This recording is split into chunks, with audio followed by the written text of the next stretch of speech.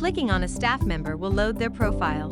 This shows you all the details you need, and changing any of the inputs will update their information. As you can see, we have already invited this person. This is also the place to invite the staff if we hadn't already invited them. The active checkbox will allow you to schedule the staff and use them throughout the program.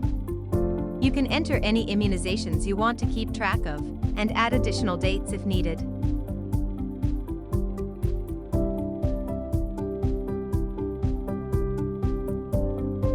Clicking Add Contacts allows you to add emergency contacts for this staff member.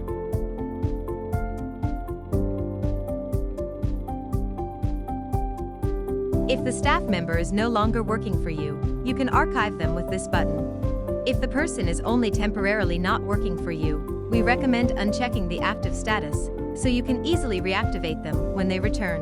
Archiving them will remove them from the schedule and delete any existing calendar events.